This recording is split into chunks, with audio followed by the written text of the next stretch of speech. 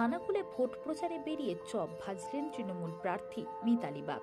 সে নিয়ে তীব্র ভাষায় কটাক্ষ করেছেন আরামবাগের বিজেপি।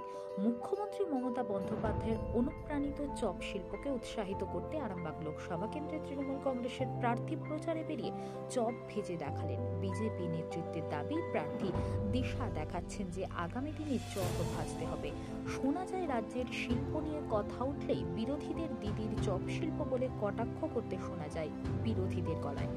বৃহস্পতিবার হুগলির খানাকুল ২ নম্বর অঞ্চলের পানশিউলি, মারোখানা সহ হানুয়া সহ বিভিন্ন এলাকায় ভোট প্রচার করলেন। এদিন তিনি হানুয়ার শিব মন্দিরে পুজো দিয়ে প্রচার শুরু করেন মিতালি বাগ। প্রচারে বেরিয়ে এদিন তিনি চপ ভাজলেন। এদিনে মিতালির সমর্থনে প্রচারে ছিলেন আরামবাগ সাংগঠনিক জেলার চেয়ারম্যান স্বপন নন্দী, খানাকুল ২ নম্বর ব্লক সভাপতি রমেন প্রামাণিক থেকে শুরু করে অন্যান্য নেতৃত্ব ও হাজার হাজার তৃণমূল কংগ্রেসের কর্মী সমর্থকেরা।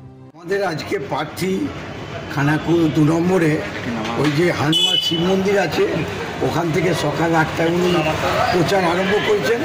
উনি সেই শোষাপাতা, ওই ভাড্ডা, নবদ্বীপ, পানশিউলি বাজার, এইগুলো উনি আজকে প্রচার করছেন। প্রচুর মানুষ ওনার সাথে আছে, যেখানে যাচ্ছে সেখানেও মানুষজন দুয়ার আশীর্বাদ করছে, ফুল দিয়ে ফুল ছুঁড়ে করছে, শাঁখ বাজাচ্ছে। মানুষ কিন্তু খুব আপ্লুত। প্রার্থী মিতালি বাগ কখনো ধান কাটতে যাচ্ছে চপ ভাজতে, এই বিষয়টা কীভাবে? না, মিতালি হচ্ছে একদম আমাদের যাকে বলে যে চাষির ঘরের মেয়ে, একদম খুব নিচু থেকে উঠে এসেছে। তাই সেই মিতালি সত্যি চাষের কাজও যেমন জানে, ঘরের কাজও, রান্না বান্না থেকে আরম্ভ করে সমস্ত রকমই যাকে বলে সেই সব্যসাচী যেমন দুহাত যেমন চলে, আমাদের তেমনি প্রার্থী আমাদের মিতালিরও একবার অল স্কোয়ার আর যেটা স্ট্রাইকার বলে আর।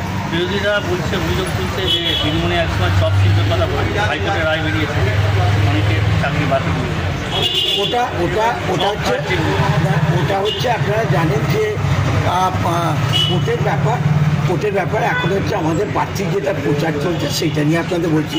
আমাদের আরামবাগের যে তৃণমূল কংগ্রেসের মাননীয় মুখ্যমন্ত্রী মমতা বন্দ্যোপাধ্যায় যাকে প্রার্থী করেছে, আমাদের সেনাপতি অভিষেক বন্দ্যোপাধ্যায় যেভাবে ওনাকে গাইডলাইন দিয়েছে, সেই গাইডলাইন অনুযায়ী উনি প্রচণ্ডভাবে সেই সকাল ৮টা থেকে রাত্রি সেই ৯টা-১০টা পর্যন্ত উনি কিন্তু প্রচার করে যাচ্ছেন।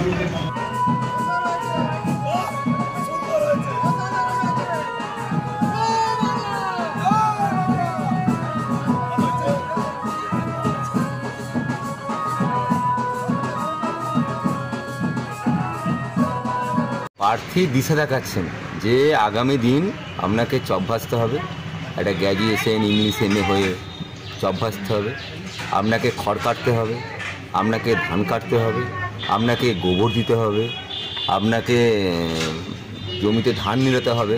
এইটা হচ্ছে প্রার্থীর পরিচয়। প্রার্থীর এটা পরিচয় নয় ভাবাদিকি জঞ্জাটটা সমস্যা সমাধান করার।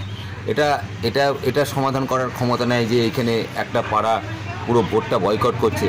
সমাজের ডেভেলপমেন্ট কীভাবে হবে, সমাজের শিক্ষা ব্যবস্থা ধসে পড়েছে, শিক্ষামন্ত্রী জেলে, সমাজের রেশন ব্যবস্থা সর্বিক দিক মানে আরামবাগ না গোটা পশ্চিমবঙ্গের স্বাস্থ্য ব্যবস্থা নয়, শিল্প নেয়, এটার দিকে প্রার্থী কোনো প্রয়োজন নেই। কোথায় খড় কাটছে, কোথায় ধান কাটছে, এটা নিয়ে প্রার্থীর এখন ব্যস্ত। তো বিষয়টা হচ্ছে মানুষ দেখছে, মানুষ পরিবর্তনশীল মানুষ। আজকে ভেবে দেখুন তো, আজকে শিক্ষা ব্যবস্থার যারা এতদিন ধর্নায় বসে, তাদের জন্য মাননীয় এবং প্রার্থী একবারও প্রচার করেছে যে আমি ওনাদের পাশে আছি, আমরা ক্ষমতায় এইসব মানুষগুলি ভাববো। শিক্ষিত বেকাররা কি চপ?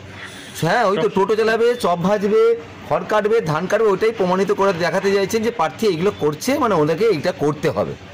একটা ইংলিশে MA সে খড় কাটবে, একটা চপ ভাজবে, এটা কি পরিচয়? দিদিমণি তো বলে দিয়েছেন যে দুটো মুড়ি নিন, দুটো ঠোঙা নিন, দিয়ে ওখানে চপ নিয়ে চপ বিক্রি করতে প্রচুর টাকা ইনকাম। তাহলে পড়াশোনা করে দাম কি রইল?